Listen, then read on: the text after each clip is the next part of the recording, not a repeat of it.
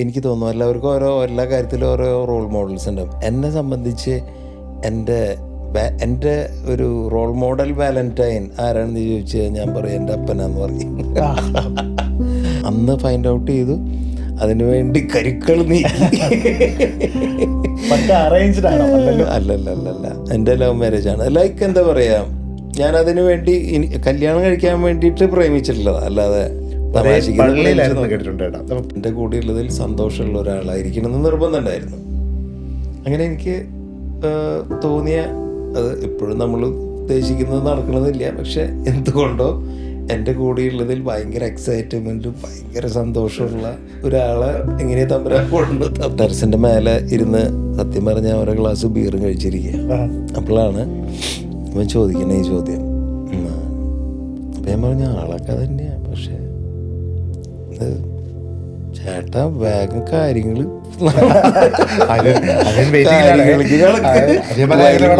വരിയിലെ ആൾക്കാരും ചേച്ചി ഞങ്ങൾക്ക് ചായ എടുക്കണില്ലേ എന്നൊക്കെ. ഞാനാണെങ്കിൽ എനിക്കാകെ ടെൻഷനായി തുടങ്ങി. ഇവൻ ഭയങ്കരമായിട്ട് ഓവറാക്കി തുടങ്ങി. അവൻ പറഞ്ഞ ആൻറ്റി ഒരു കാര്യം പറയാനുണ്ട്. എന്താ മോനെ?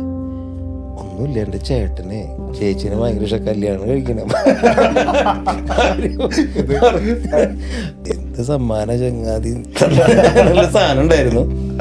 പക്ഷെ ഈ സെക്കൻഡ് വരെ ലൈഫ് മുന്നോട്ട് കൊണ്ടുപോകുന്നതിൽ ഈ സമ്മാനത്തിനുള്ള പ്രസക്തി ഭയങ്കരമാണ്.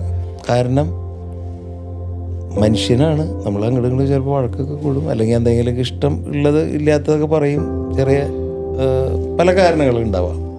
വാട്ടവർ, ഉറങ്ങുന്നതിന് മുന്നേ അത് കഴിഞ്ഞിട്ടുണ്ടാവും അർത്ഥം. ചിലപ്പോൾ അങ്ങോട്ട് തിരിഞ്ഞിട്ട് മറ്റേ പ്രതി തിരിഞ്ഞിട്ട് പറയും. പക്ഷെ അവസാനം ഈ ഒരൊറ്റ കിസ് കൊടുക്കണമെന്ന് പറഞ്ഞാൽ കിസ് കൊടുത്തു, ദാറ്റ്സ് ഇറ്റ്, ഓവർ. എൻ്റെ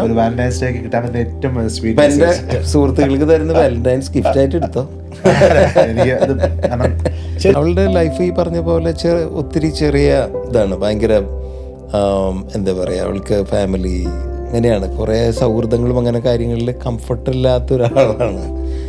അപ്പോൾ ഞാനാണെന്ന് വെച്ചിട്ടുണ്ടെങ്കിൽ നേരെ ഓപ്പോസിറ്റ്. ലോകം മുഴുവൻ പരിചയങ്ങളും. മൂന്ന് കുട്ടികൾ, രണ്ടാണും ഒരു പെണ്ണും.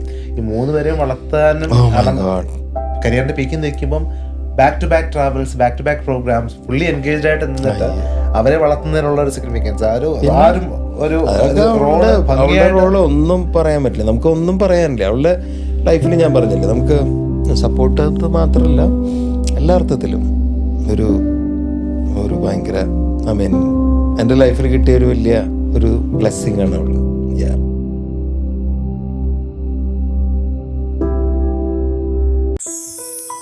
Dilkhush, a sweet from the heart.